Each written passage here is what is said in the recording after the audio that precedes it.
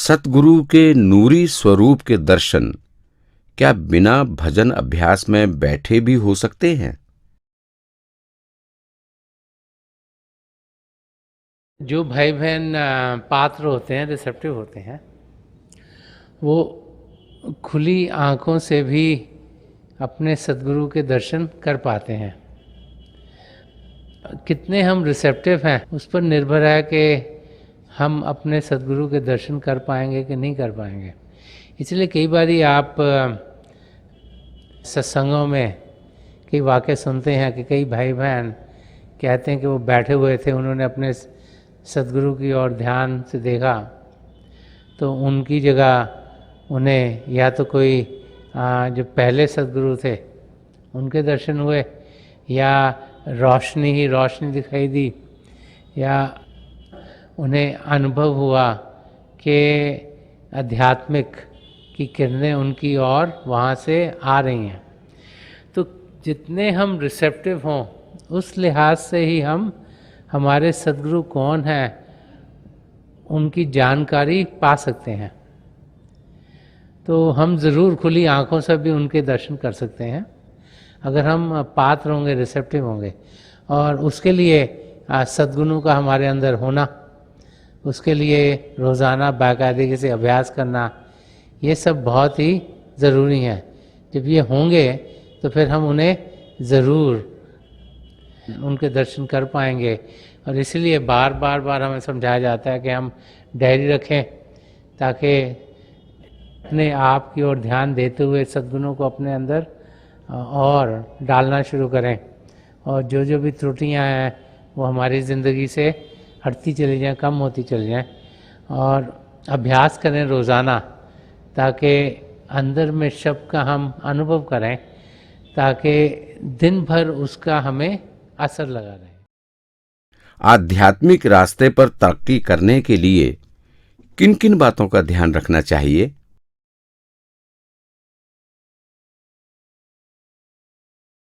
जब हम अभ्यास करते हैं तो कई भाई बहन होते हैं जिनके शरीर में कुछ हलचल होनी शुरू हो जाती है।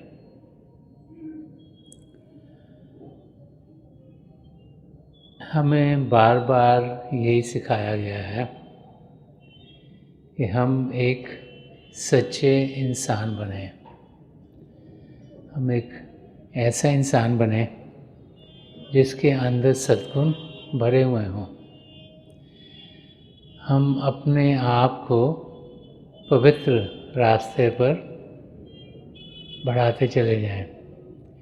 तो जब इंसान पाक होता है, पवित्र होता है, तो जब वो अभ्यास में बैठता है तो उसके शरीर में कुछ हलचल होती नहीं, क्योंकि जो ध्यान अभ्यास करने का रास्ता है वो शांत होने का रास्ता है। लेकिन जब हमारे अंदर खामियां हों, कमियां हों, जबकि हम अपने आप को उस अवस्था में ना कर सकें जिसमें कि हमें होना चाहिए, जब हम अंदर से साफ ना हों, तो फिर जब वो प्रभु की शक्ति हमारे अंदर उमड़ती है तो हम उसे संभाल नहीं सकते। क्योंकि संभाल नहीं सकते इस करके शरीर में हलचल हो जाती है। तो वो भाई बहन जिनके शरीर में हलचल हो, जब वो भजन अभ्यास करें, उन्हें देखना चाहिए कि उनकी ज़िंदगी कैसी है। क्या वो सच्चाई के रास्ते पर चल रहे हैं? क्या वो नम्रता से जीते हैं? क्या वो निष्काम सेवा भाव में कुछ समय व्यतीत करते हैं? क्या उनकी ज़िंदगी में करुणा है, प्रेम है? वो नॉन वायलेंस की ज़िंदगी जीते हैं? तो अपनी तरफ ध्यान देना चाहिए कि क्या हम अपने आप को उस अवस्था में रख रहे हैं जिसमें हम पात्र हों और फिर रिसेप्टिव हों, ताकि जो शक्ति हमें अनुभव करने को मिल रही है उसको हम ग्रहण कर पाएँ। तो जो इंसान पात्र होता है, रिसेप्टिव होता है, सद्गुणों से भरपूर होता है, उस और कदम बढ़ा रहा होता है, उसे जब वो भजन अभ्यास करता है उसको और शांति मिलती है और शांति मिलती है।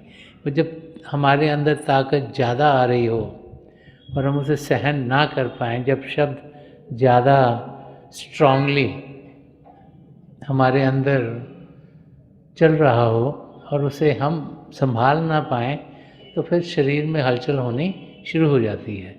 तो इंसान को अपनी ओर देखना चाहिए और अपने आप को पात्र करना चाहिए, रिसेप्टिव बनाना चाहिए। हम उम्मीद रखने की बजाय एक्शन ओरिएंटेड कैसे बने?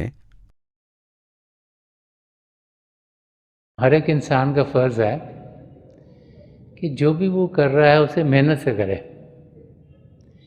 जो सन्मत का रास्ता हमें ये समझाता है कि 75% हमारी ज़िंदगी पहले से निर्भर है, लेकिन 25% हमारे को प्रभु ने दिए हैं, जिसमें कि हम अपने आप देखें कि हम अपने आप को किस ओर लेके जाना चाहते हैं।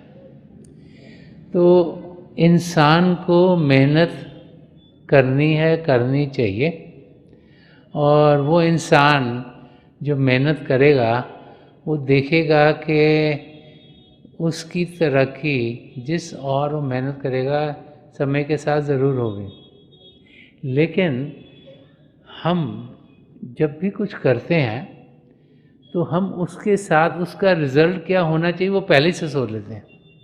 मेहनत करना हमारा फ़र्ज़ है, रिज़ल्ट्स क्या आएंगे वो प्रभु पर निर्भर है। तो हमें मेहनत करनी है, लेकिन वो इंसान जो मेहनत ना करे और खाली उम्मीद में बैठा रहे, अगर लेट्स से कि आप बीमार हो गए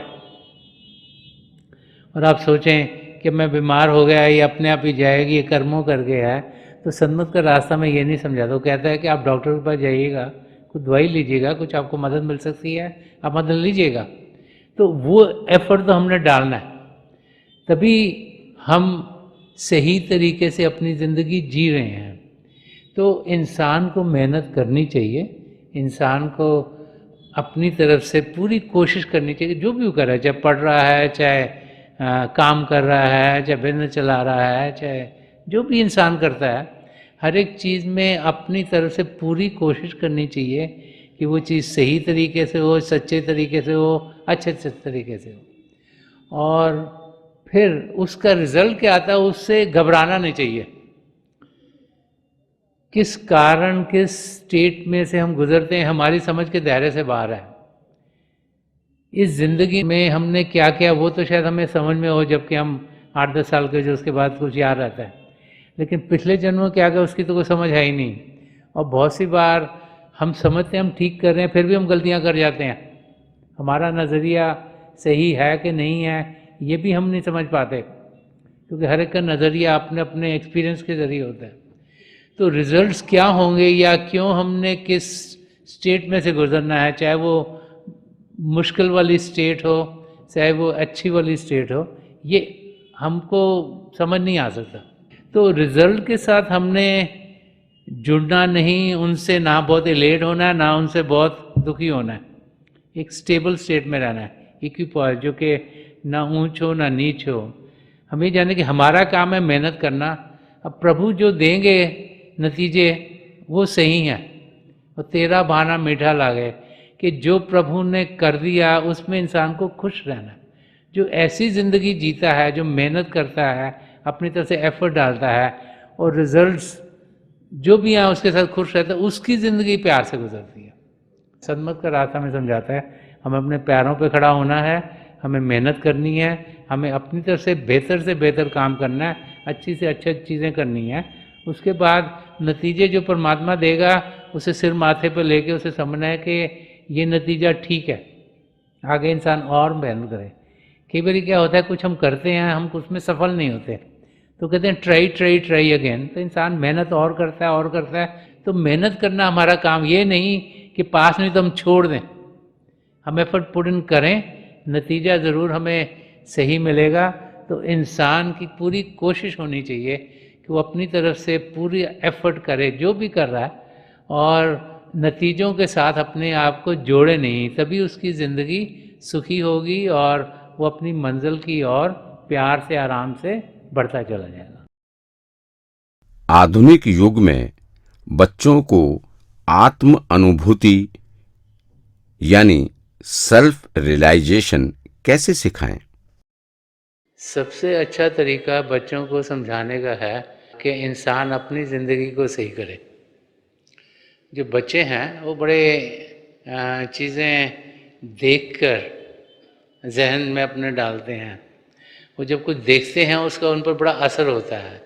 तो एक बच्चा जब अपने माँ बाप को देखता है कि वो करते क्या हैं, उसको असर उस किस्म का होता है।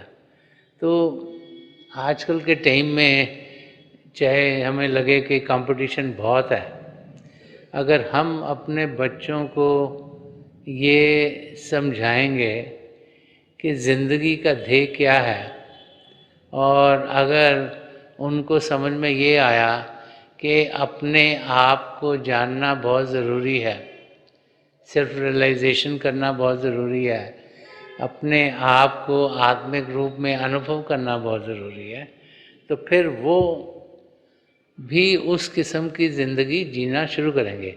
अगर माँ बाप अपने घर में खुद अभ्यास करें, खुद बैठें, तो फिर बच्चों पर भी उसका असर होता है।